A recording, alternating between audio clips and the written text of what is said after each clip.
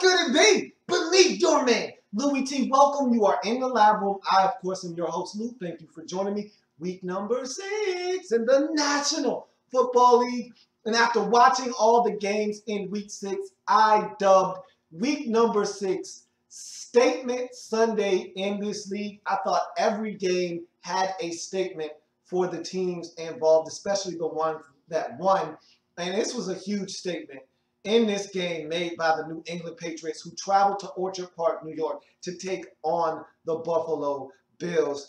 The Bills feeling good, coming off of a huge road victory at Detroit, riding a wave of emotion right now where they feel like, hey, we're 3-2, we're atop this division. Probably the longest they've been atop this division and the furthest into the season they've been atop this division in quite some time. And now you got the team that you're going to have to jockey with for position in this division. If you want to win this division, everybody knows. This is common knowledge around the National Football League, not just in the AFC, not just in the AFC East particularly, but in the league. We all know if you want to win the AFC East division, you got to go through one team and one team only.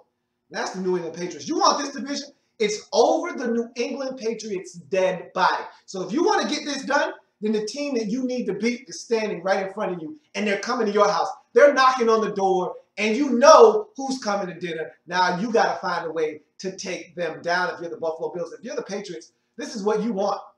This is exactly how you want it. You're playing good football. You bounce back from all the controversy and all of the reports and all of the noise outside of your locker room. You've settled everything down. You went out, you made a statement on Sunday Night Football in front of the entire nation to see. And now the team that thinks they're going to dethrone you invites you over to their place for a little bit of football and some fun. Nothing better than to go into their house and tell them that it's not going down the way that they intended it to. And so you can get a double dose of fun here if you're the Patriots. Not only will you take the lead with a win, but you'll beat the Bills in their place, knowing that they got to come see you come the end of the season at your stadium. That would be double trouble for this Bills team if they can't get this one. So if you're the Patriots, why not take care of a little bit of family business and have fun all the while doing so? So huge game. A lot on the line in this young season in this football game. Let's talk about it. On 4th and 1, unsportsmanlike penalty on Jerry Hughes gives the Pats a first down and an easier field goal attempt, with Stephen Gostkowski, atypical of him, he misses. However, I will defend him and say the snap and the hold were questionable at best. They were very, very marginal. I thought that the snap was high, the hold was sloppy, it was leaning to the side, and he pushed it. So I won't put the blame on him on that one. I think that the process of getting that field goal down wasn't clean, and it affected the kick. Either way, no points on the scoreboard. Bills dodged an early bullet. We move on to the second quarter. Kyle Orton picked off by Jamie Collins, then a pass interference on a deep ball in the end zone, puts the ball at the 1-yard line. Brady finds a wide open Tim Wright for a 7-0 lead for the Patriots in this game. And I thought the Bills waited to play their worst game defensively of the season. I thought they were terrible, abysmal in this game defensively. I didn't think they got enough pressure on Brady. I don't think that they played clean football in the secondary, a lot of pass interference penalties. I don't think they stuck to receivers. Guys were running all kinds of open in this game. This play action fake, for instance, come on, 1st and goal from the 1. How easy can it get? It wasn't even a fake. There wasn't even misdirection or any of that. They just turned Tim Wright loose. They acted as if he didn't even exist on the play, like he was an ineligible receiver or something. They just let him go to the corner of the end zone, unabated. Nobody touched him. Nobody put a hand on him. Nobody laid a finger on him. Nobody even bothered to check this guy. He's wide open. And I thought the Bills all day long struggled to defend the New England Patriots. And this wasn't what we had seen from this team coming into this game, but they struggled mightily defensively. So the offense needed to pick up the defense because they were struggling in this football game. And Kyle Orton being picked off isn't the way to do that. Scott Chandler, who I thought was magnificent in this game, and this was his 3rd big catch of the football game. This one was a big one down the sidelines. Sets up a 7-yard Robert Woods touchdown. It's 7-all, and Gerard Mayo was injured on the play. We still really don't know what the extent of the injury is. Patriots saying, hey, we're keeping our fingers crossed. This guy is one of the biggest pieces to our defense, if not the biggest piece on this defense. And don't know what we'll do if he's hurt. We'll have to try to circumvent the injury, but he's going to be out for a significant period of time. The question is he done for this season or not? We're still waiting what the word is on his injury, but that's a huge blow to this Patriots football team, as it's now 7-all in this football game. Kyle Orton's strip of the football leads to a Pats field goal. It's 10-7. I'm going to come back to that in a second. Literally right before the half, and it was funny, the commentators during the game, especially Daryl Moose Johnson, said, hey, the Bills should be content with a 10-7 deficit, only trailing by 3. They need to take a knee and go to the half. They tried to get cute. They handed the ball to C.J. Spiller, and he actually had a nice, sizable gain on the play, but he gets stripped of the football. Patriots recover literally right before the half. I'm talking seconds before the half. Patriots, and then this is what I talked about with this defense struggling. What's the one thing you can't afford to give up right before the half? Patriots don't have a lot of time to waste, and they're just looking to get 7-8 yards closer for a field goal. What's the one thing you can't give up? The sidelines. You should be playing all out-breaking routes. The cornerback is literally 15 yards, it seems like, off the ball. It's an easy out route for Julian Edelman. He picks up about 7 yards, gets out of bounds. Gostkowski comes in the game, knocks it home, and it's 13-7 as we head to the halftime break. That's just poor defense. It's poor execution. I don't know if that was the coach's fault or if it was the player's fault, but either way, it was just bad defense altogether. Now you go back to the fumble. I thought Kyle Orton had a couple of instances in this game, including this fumble, where he held on to the football way too long. As a veteran, I expect you to get the football out of your hands. You cannot hold on to the football in the pocket when you know that clock is going off. Every quarterback's got an internal clock, some longer than others. Either way, he had to know. There were times where I'm like, hey, Cal, get rid of the football, get rid of the football, get rid of the football. Do something, run, do something, sack.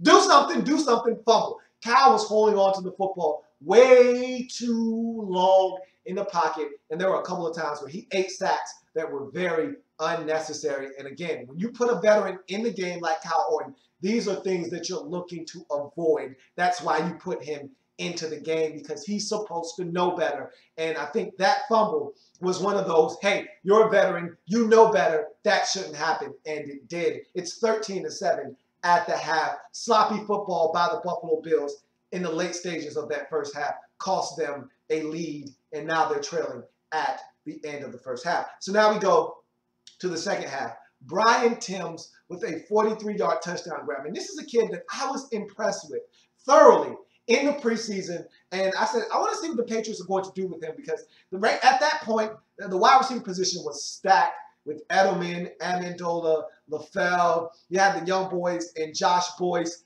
and Aaron Dobson, and of course, Kimbrell Tompkins. I said, hey, Josh Boyce can be let go of, but I thought Tompkins and Dobson would be some key contributors this season. That was 5 receivers. Were the Patriots trying to keep 6? Because I said Timms was too impressive to let walk away. You got to find a way to hold on to this kid, and they did. And he showed exactly why the Patriots thought that, you know, maybe losing a guy like Kimbrell Tompkins and cutting him loose wasn't such a bad idea. And I've loved watching this kid in the preseason. I thought he had a bright future, and you saw it on this play. He's big, he's got speed, and he can make plays. And this was not a good ball by Brady. This was not a good ball. This easily could have been picked off. Literally, both the receiver and the defender had their hands on the football. And I would argue with you that the defender on the play had his hands more so on the ball than Timms. But Timms wanted the football more, wrestled it away from the Bills defender, came down with a diving stab in the end zone. It's now 20-7. Bills take the lead, and he even had the audacity, because he's donning the 84, to drop the Randy, it's over. I said, Brian, you ain't have to do those boys like that, man. That was wrong to be doing the Bills like that in their house. But it's 20-7. Bills now need something, and they need it now as this game is starting to slip away.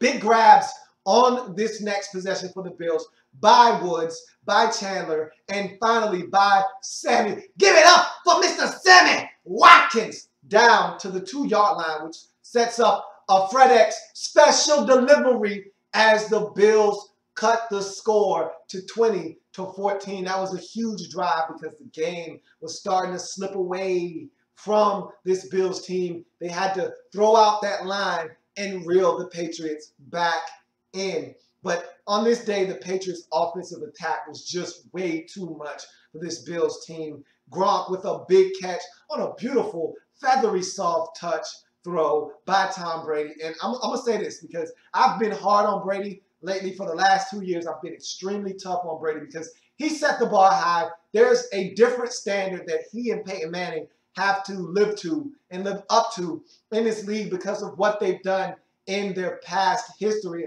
And so I've been hard on Brady, but he looked like the old Tom Brady. He looked surgical in this game at times. And that's the Tom Brady that I've been missing over the last couple of years. And he was that guy in this game. And he made it look easy at times. And that was a beautiful throw to Gronk. And Ridley gets hurt on the possession. And the Pats get a field goal out of the deal. It's 23-14. Now, we later found out that his injury is a massive one. Torn ACL and MCL. He is done for the remainder of the 2014 campaign. So that is a tough blow to the New England Patriots. Hey, we may talk about Stephen Ridley and his issues fumbling the ball, but as a natural ball carrier, he was the best that you got. Now you're going to have to try to circumvent that injury. It'd be interesting to see who picks up the slack there. If it's Brandon Bolden, is it the kid that you drafted out of Wisconsin that I really don't care for? I don't know how you're going to do it if you're going to try to give Shane Vereen some touches. Either way, that one is going to sting for this Patriots football team. 7-11 with a monster third down grab after Sammy Watkins has a pass interference called on him to take back a huge play. Tack on a face mask penalty, but another pass interference, this time on Robert Woods, and another sack taken by Orton that I thought was a bad sack. You got to find a way to get rid of the football, especially as a veteran. You know better. You're in field goal range. You cannot take a sack right here.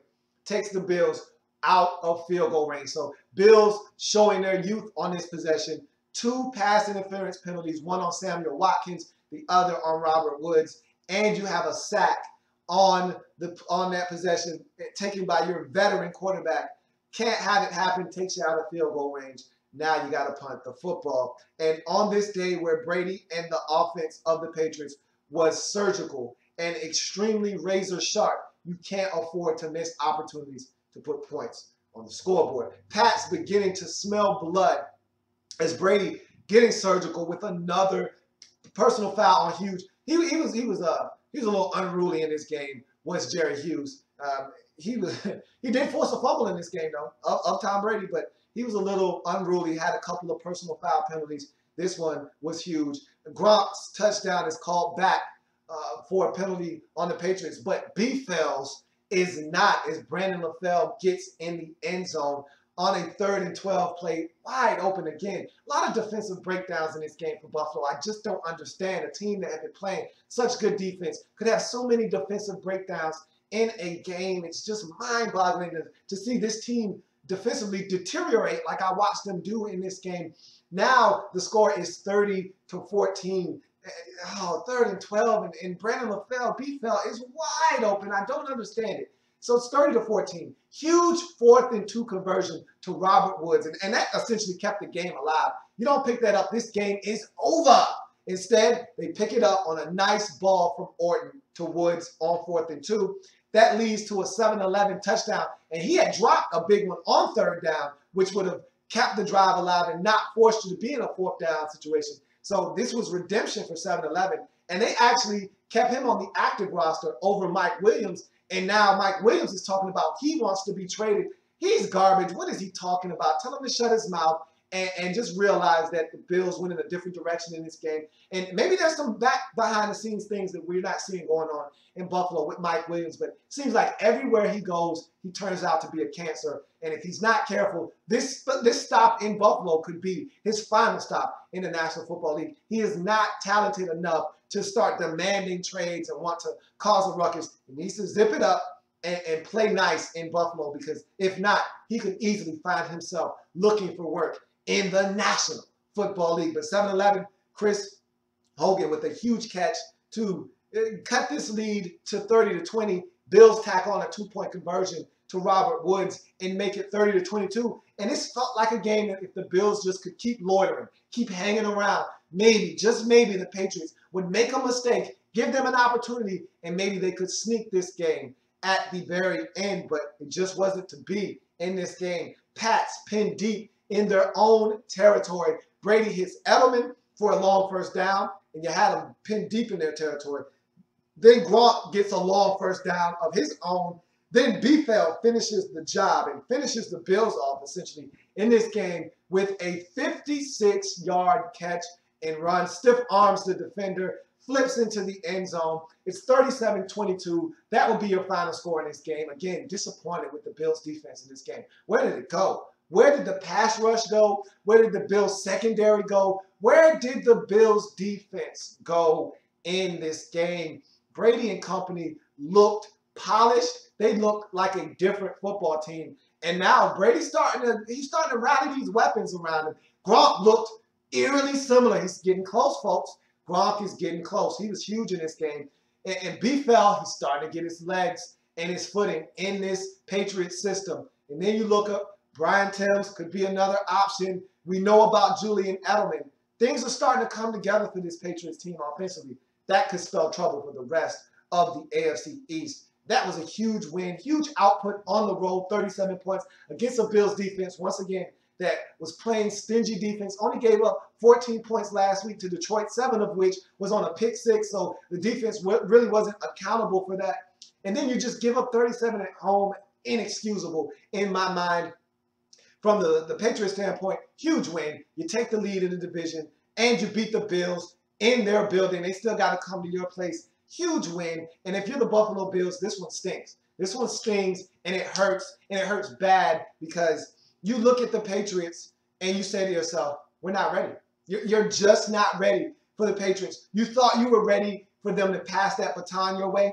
They're not ready to give anything. And so the statement for this game is simply that the Patriots are still the kings of the AFC East.